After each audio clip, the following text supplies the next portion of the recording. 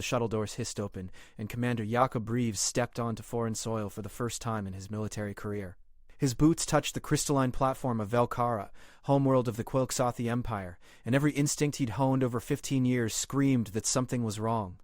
The delegation had been summoned, not invited. The difference mattered. Behind him, Ambassador Chen adjusted her ceremonial sash with trembling fingers. The rest of the human diplomatic corps filed out in precise formation, their faces masks of professional composure that didn't quite hide the fear underneath. They'd all read the reports. The Quilxothi didn't negotiate. They commanded. The receiving platform was empty except for a single figure standing at the far end. Not the welcoming committee they'd expected, not the ceremonial guards or diplomatic attachés. Just one Quixothi warrior, 7 feet of chitinous armor and cold, multifaceted eyes that caught the light of 3 suns and reflected it back like shattered glass. Jakob's hand didn't move toward his sidearm. That would be suicide. Instead, he took 3 measured steps forward and stopped, waited. The Quilxothi didn't speak. Minutes stretched. The silence was a weapon, and Jacob recognized it as such. He'd used the same tactic during prisoner interrogations.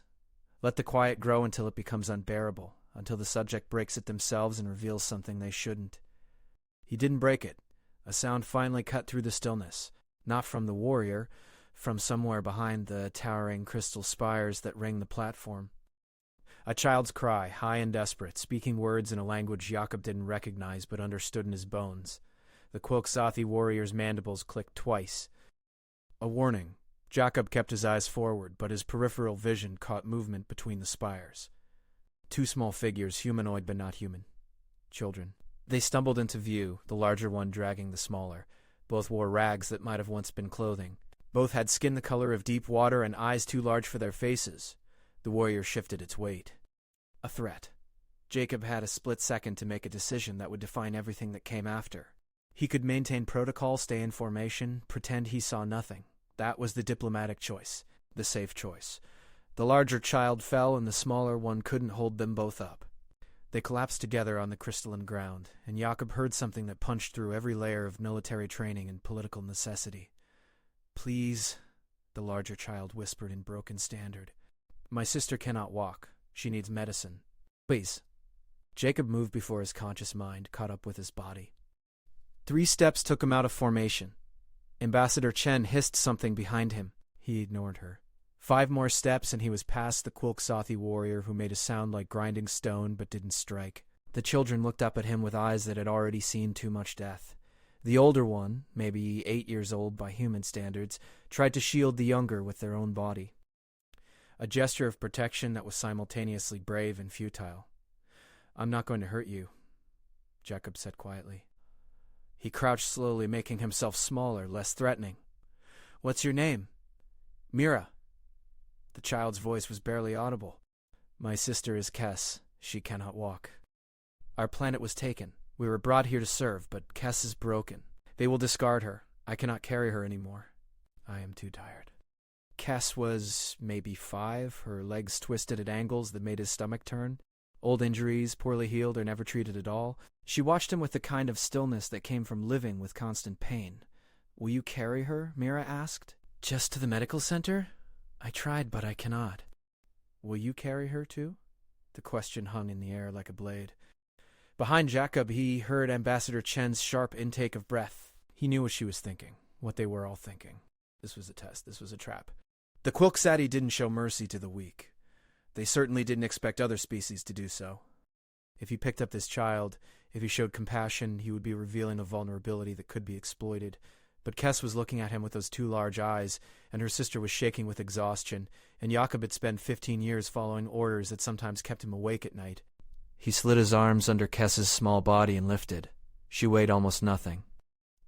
Felt like carrying air wrapped in paper-thin skin. She made a small sound of pain and then relaxed against his chest, as if the simple act of being held was enough to let her rest. "Show me where," Jacob said to Mira. The child's face transformed. Hope looked strange on features that had forgotten how to hold it. But the Quilxothi warrior stepped into their path, and from somewhere high above, a voice like thunder spoke a single word that Jacob understood despite the alien tongue. "Stop." The entire platform seemed to freeze. Even the wind died. And that was when Jakob looked up and saw her, the alien queen, descending from the highest spire on wings of iridescent light, her eyes fixed on the human who dared to hold a broken child in the heart of her empire. She had seen his mercy, and now Jakob realized with absolute certainty everything would change. The queen's descent was slow, deliberate, each beat of her wings sending ripples through the air that made the crystalline platform hum with harmonic resonance. Jakob held Kes carefully against his chest, feeling the child's rapid heartbeat against his armor. He didn't set her down, didn't step back. That would be a betrayal of the choice he'd already made, and Commander Jakob Reeves had learned long ago that you committed to your decisions or you died hesitating. Mira pressed against his leg, small fingers gripping the fabric of his uniform. She was shaking, but she didn't run. Brave kid. Too brave. The kind of courage that came from having no other options. The queen landed with a sound like bells shattering. She was larger than Jacob had expected from the intelligence briefings, more imposing in person than in any holographic recording. Her chiton was deep purple veined with silver, and her eyes, compound and multifaceted, reflected his image back at him 1,000 times. 1,000 versions of himself holding a dying child, all frozen in this single moment of terrible judgment. "You are Commander Jakob Reeves," she said. Her voice was nothing like the warrior's clicking mandibles. It resonated from somewhere deeper, vibrating through the air itself. "Leader of Earth's military delegation, you were instructed to remain in formation during the receiving ceremony." "Yes, Your Majesty?" Jacob's voice was steady. That much, at least, his training could provide. "I was." "You violated that instruction within minutes of arrival." "Yes, Your Majesty." Ambassador Chen was speaking rapidly behind him, her words tumbling over themselves in a desperate attempt to salvage the diplomatic situation. Apologies, explanations, assurances that Commander Reeves would be disciplined. The queen raised one clawed hand, and Chen's voice cut off mid-syllable. "I am not speaking to you, Ambassador. I am speaking to the human who holds one of my empire's discarded children as if she were precious." The words hit Jakob like a physical blow. Discarded. She'd said it without emotion, without shame. A simple statement of fact. "With respect, Your Majesty," Jakob said carefully, "no child is discarded where I come from. They're protected." "Valued, even the broken ones." "Especially the broken ones. How noble." The queen's mandibles moved in what might have been a smile or a threat display. "And yet your own historical records show centuries of human children dying in wars, famines, abandonments. Your species has discarded millions." "Yes." Jakob didn't flinch from the truth. "We have. And every single time it was wrong. We learned that. Some of us slower than others, but we learned." Kes shifted in his arms, making a small sound of discomfort. Jakob adjusted his grip automatically, supporting her twisted legs more carefully. Such a small gesture, but he saw the queen's eyes track the movement, saw something flicker in those alien features that he couldn't quite read. "The child is Veltari," the queen said, "from a world we conquered 18 cycles ago. They resisted poorly. The survivors were brought here to serve in whatever capacity they could manage. This one's capacity is nothing. She cannot walk, cannot work, cannot contribute." "She's 5 years old," Jakob said. "Her capacity is to be 5 years old, to grow up. That's the only job children should have. Sentimental weakness, human strength." The queen tilted her head, the gesture eerily similar to a predator sizing up prey. "You risk this entire diplomatic mission for creatures you met moments ago. Your superiors will be displeased. Your career may be forfeit. And for what? Even if I allow you to take these children to medical care, they will die eventually. All things die. Their suffering is merely postponed." "All things die," Jakob agreed. "That's exactly why we have to make the living matter. Every moment we can give someone without suffering, every second of peace or safety or simple kindness, it counts. It adds up. It's the only thing that separates civilization from chaos." Mira's fingers tightened on his leg. The child was watching the queen with naked terror, but she didn't let go of Jakob, didn't run. She'd chosen to trust him, and now she was waiting to see if that trust would be rewarded or punished. The Quilksathi warrior who'd been standing guard moved closer, mandibles clicking in a pattern Jakob was starting to recognize as agitation. The queen made a sharp gesture and the warrior stopped, but the threat remained palpable in the air. "You understand," the queen said, "that if I interpret your actions as an insult to Quill's authority, I can have you executed where you stand." Your delegation will have no recourse. Earth has no power here. I understand, Your Majesty. We understand, and yet you maintain your position, still holding that broken child. Yes, Your Majesty. Why? The question cracked through the air like a whip. Tell me why you would choose death over protocol. I want to understand this human impulse towards self-destruction disguised as virtue. The child had closed her eyes, her breathing shallow but steady, trusting him to keep holding her. Trusting him to keep her safe even though she had no reason to trust any adult after what her short life had shown her. Because, Jacob said slowly, if I put her down, if I walk away and pretend I didn't see her suffering just to save my own skin, then I'm not the person I need to be. I'm not the person my sister would have recognized. The words came out before he could stop them, raw and unguarded. The Queen's eyes seemed to sharpen, focusing on him with new intensity. Your sister, she repeated. Jacob's throat tightened. He hadn't spoken about Sarah in years, not to anyone. But Kess's weight in his arms, the way Mira clung to him, it was pulling memories from places he'd locked them away. She had a genetic disorder, Jacob said. Couldn't walk either, needed help with everything. I carried her everywhere when we were kids. To school, to the park, to the hospital for her treatments. She died when I was 17, right before I joined the military.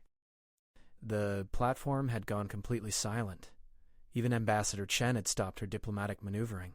The other humans in the delegation were watching Jacob with expressions ranging from shock to understanding. He'd never told them. Had never told anyone in his professional life. And you see your dead sister in this alien child, the Queen said. Projection of grief onto an unrelated being. Psychological weakness. Maybe, Jacob admitted. Probably. But it doesn't change the fact that she needs help and I can give it. Doesn't change the fact that leaving her here would be wrong regardless of what I feel about it. Even if helping her costs you everything. Especially then. What good is everything if you have to become nothing to keep it? The kind of stillness that preceded either violence or revelation. Jacob could feel his heart hammering against his ribs, could feel Kess's fragile warmth against his chest, could sense the entire diplomatic future of humanity balanced on whatever happened in the next few seconds. Then the Queen spoke, and her voice was different, softer. Still powerful, but carrying something Jacob hadn't expected to hear. I had a sister, she said. The words fell into the silence, like stones into deep water, before I was queen. Before I commanded fleets and conquered worlds. I had a sister who was born wrong. Her wings would not unfold properly. In Quilxothi tradition, such defects are corrected through removal. The defective are not permitted to burden the strong. The Queen's mandibles trembled slightly. I was young. I did not question. I watched them take her away, and I did not speak. Jacob said nothing. There was nothing to say that wouldn't diminish what she was sharing. I have spent 300 cycles of my life expanding this empire, the Queen continued. I have been efficient, ruthless, strong. I have eliminated weakness wherever I found it, and I have never forgotten my sister's face when they carried her away from me. Never forgotten that I had the power to speak and chose silence. She moved closer, her massive form towering over Jacob, and extended one clawed hand toward Kess. The child flinched but didn't cry out. The Queen's claw, sharp enough to cut through steel, gently touched the twisted legs with something approaching tenderness. You chose differently, the Queen said to Jacob. When faced with protocol or compassion, you chose compassion. When faced with safety or mercy, you chose mercy, even knowing the cost. It wasn't really a choice, Jacob said quietly. Not for me. Not anymore. No, the Queen agreed. Perhaps that is what true strength looks like. Not the ability to destroy, but the inability to abandon. She straightened, and when she spoke again, her voice carried the full weight of royal authority, projected so that every being on the platform could hear. Commander Jacob Reeves has violated diplomatic protocol. This violation will have consequences. She paused, and Jacob felt the diplomatic corps behind him tense in collective dread. The consequences are these. Earth's delegation will be granted full access to Quilxothi medical facilities. These children and any others like them will receive treatment. A new protocol will be established across the Empire regarding those unable to serve in traditional capacities. They will be evaluated for alternative contributions or, if none exist, maintained with dignity until natural death. The Queen wasn't finished. Furthermore, Commander Reeves will serve as human liaison to the Quilksathi Council of Reform. His role will be to teach us this concept of strength through mercy, to show us how a civilization maintains compassion without breeding weakness. This will be his consequence. This will be his burden. She looked directly at Jacob, and in her compound eyes, he saw something he recognized from his own mirror, the weight of choices made in roads not taken. The constant question of whether you were building something better or just making yourself feel better about the building. Do you accept this consequence, Commander? Jacob looked down at Kess, still breathing steadily in his arms. Looked at Mira, whose face showed the first real hope he'd seen there.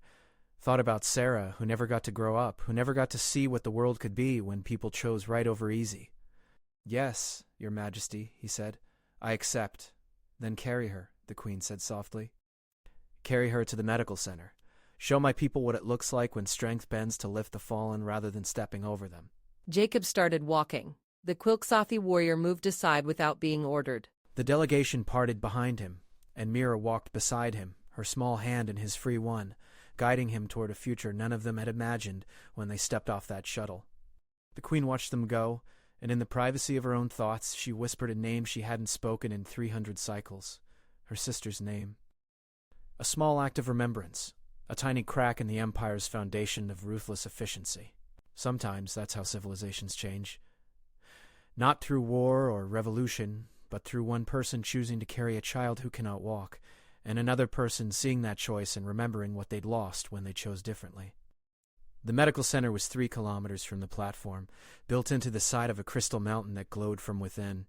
Mira led them through streets that should have been bustling with activity but seemed strangely subdued, as if word had already spread about what happened on the receiving platform. Quilksathi citizens stopped to watch the human commander carrying the Veltari child, their compound eyes reflecting expressions Jacob couldn't read but could feel pressing against him like a physical weight. Kess had fallen asleep against his chest, her breathing evening out into the rhythm of exhausted trust. Jacob kept his pace steady, his arms locked in position despite the growing ache in his shoulders. He'd carried wounded soldiers through worse terrain under enemy fire. He could carry a child to a peaceful city. "He will be punished," Mira said quietly. She walked with the measured steps of someone conserving energy, someone who'd learned that every bit of strength might need to last longer than expected. The Queen said kind words, but queens lie. All-powerful beings lie. "You should have left us." "Maybe," Jacob said, "but I didn't. We are nothing to you. My sister is broken. I am weak. We cannot help you. We can only cause you problems." Jacob thought about how to answer that. How to explain something he barely understood himself to a child who'd been taught that value came only through function, that existence required justification. "When I was young," he said carefully, "my father told me something I didn't understand until much later. He said that civilization wasn't measured by its tallest buildings or its strongest weapons. It was measured by how it treated the people who had nothing to offer in return." "That makes no sense," Mira said. "The strong must survive. The weak must be removed so they do not drain resources. But it's not the only way. And I'd argue it's not even the smartest way." They turned a corner and the medical center's entrance came into view, a massive archway carved with Quilksathi script Jacob couldn't read. 2 guards stood at attention, their mandibles clicking in agitation as they saw the approaching human. "Explain," Mira demanded. "How is protecting the weak smart?" Jacob slowed his pace, giving himself time to formulate his thoughts. "Because today, Kess is weak. She cannot walk. She cannot work. By your society's measure, she has no value. But humans learned something through thousands of years of war and suffering and rebuilding. We learned that the person who has no value today might be the person who saves everyone tomorrow. If we'd eliminated everyone who couldn't contribute immediately, we'd have lost scientists who did their best work late in life, artists who were disabled, philosophers who were sick, leaders who were born different. But most of the weak never become strong," Mira countered. "Most are just weak forever. That is the reality." "Yes," Jacob agreed. "Most are. And they're still worth protecting." Because the moment you decide some people aren't worth saving, you've created a category of disposable beings, and that category will grow. First it's people who can't walk. Then it's people who think differently. Then it's people who ask questions. Then it's people who just happen to be inconvenient. Eventually, everyone is one mistake away from being discarded. They reached the medical center entrance. The guards blocked their path, clicking rapidly in Quilxathi. Jacob didn't speak the language, but he understood the tone. They were being denied entry. Then a voice spoke from behind them, and the guards snapped to attention so fast their armor clattered. The queen had followed. Jacob hadn't heard her approach, hadn't sensed her presence. She moved with predatory silence despite her size, and now she stood behind them like a living wall of royal authority. "These beings will be admitted," she said. "Any who obstruct them will face me personally." The guards scrambled aside.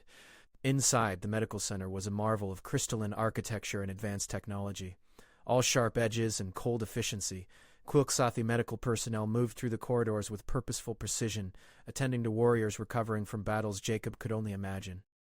The presence of a human carrying an alien child created a ripple of disruption. Heads turning, work pausing, the efficient machine of Quilxathi medicine grinding to a confused halt. A medical overseer approached, her chiton marked with the symbols of her profession. She looked at Cass, then at Jacob, then at the queen, who filled the entrance behind them. "Your Majesty," the overseer said, her voice tight with confusion. "How may we serve?" "You will examine this child," the queen commanded. "You will determine what can be done to ease her suffering and correct her injuries. You will apply the full resources of this facility to her care. Your Majesty, she is Veltari, a conquered species. The protocols for conquered species medical care are limited to maintaining basic functionality for work assignments, and this one cannot... Is this unclear?" The overseer's mandibles trembled.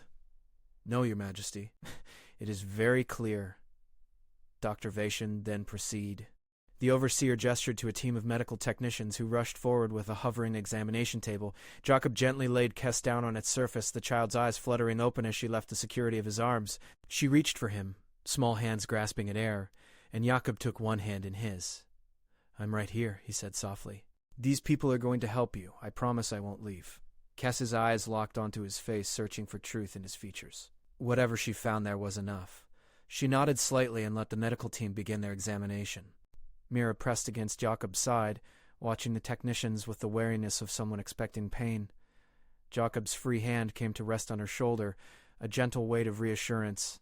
The queen moved closer, observing the medical team's work with an intensity that made them visibly nervous.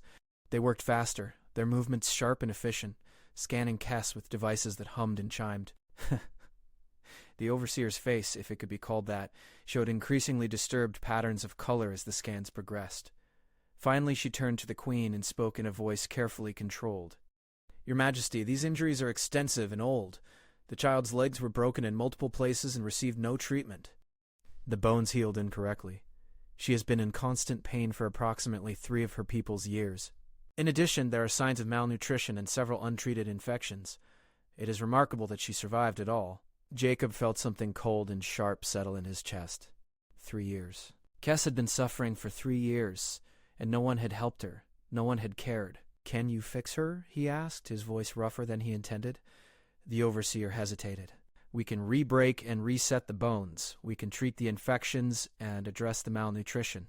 The process will be lengthy and painful, but Quilxathi medical technology is advanced. She will walk again, though perhaps never perfectly.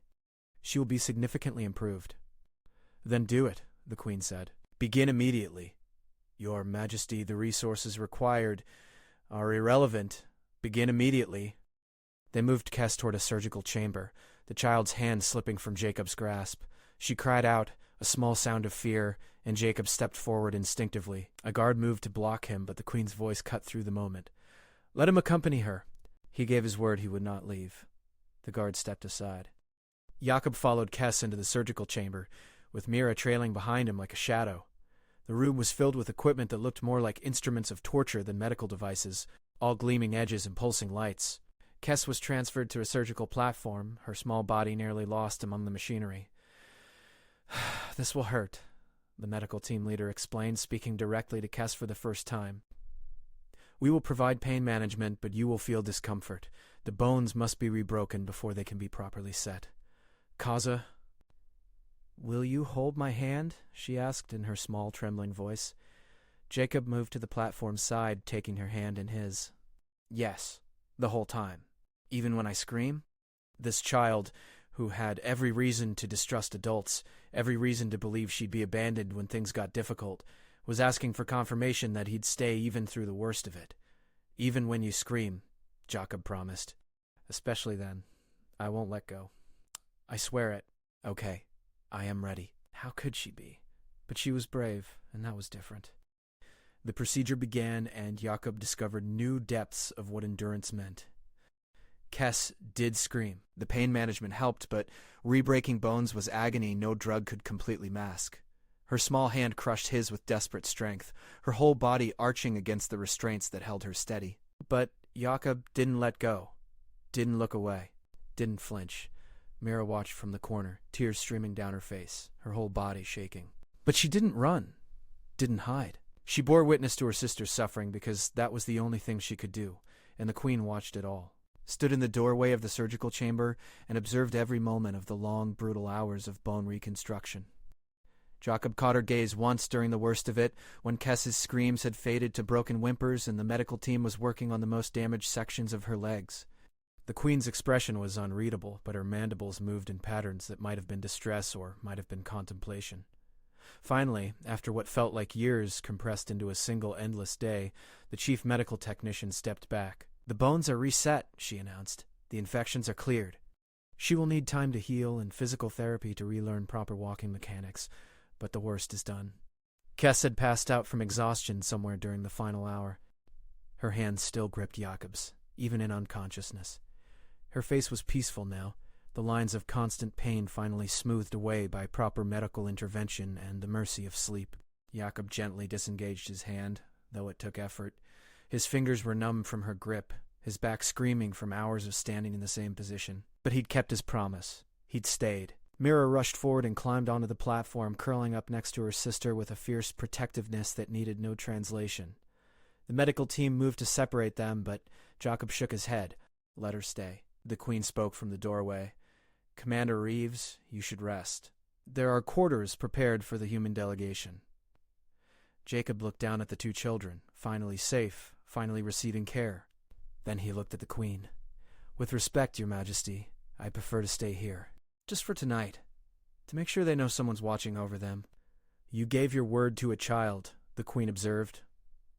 "And you kept it even when it cost you pain and exhaustion. Now you extend that promise beyond its original bounds. She needs to know that adults can be trusted," Jakob said. "That promises mean something. One night of losing sleep is a small price for that." The Queen was silent for a long moment. Then she gestured to the medical team. "Bring the commander a chair, and bring food suitable for human consumption. He will maintain his vigil." As the medical team scrambled to comply, the Queen approached Jakob. She was close enough now that he could see his reflection in her compound eyes, could see the exhaustion in his own face, the determination that had carried him through the last several hours. "You are either the bravest human I have encountered or the most foolish," she said quietly. "Probably both, Your Majesty. When I watched you hold that child's hand through her suffering, I understood something I have spent centuries refusing to see. Strength is not only the ability to inflict pain, it is also the ability to endure it for others. My empire has conquered worlds, but we have never built anything worth remembering. We have created power without purpose, order without meaning."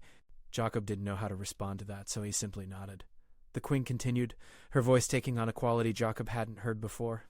Something like vulnerability, though it seemed impossible from a being of such supreme authority. "My sister's name was Thelkara. She died 300 cycles ago in a disposal facility, alone and frightened, because I was too young and too afraid to speak against tradition. I have achieved everything power can provide, and I would trade it all for one moment of courage when it mattered. You had that courage. A stranger's child, an alien being, and you chose pain over protocol. I do not understand it, but I recognize its value." She turned to leave, then paused at the doorway. "Tomorrow we will begin the real work. Changing an empire is not accomplished in a day. But perhaps if enough people see what you showed them today, if enough warriors understand that true strength includes mercy, we can build something better. Something my sister would have lived to see." Then she was gone, and Jakob was alone with the sleeping children and the humming medical equipment. He settled into the chair the medical team had provided and let his exhausted body finally relax. His arms ached. His back was screaming. His mind was racing with the implications of everything that had happened, the weight of the role the Queen had assigned him, the sheer impossible magnitude of trying to teach mercy to an empire built on ruthless efficiency. But for now, in this moment, 2 children were safe. 2 children who had been discarded were being healed.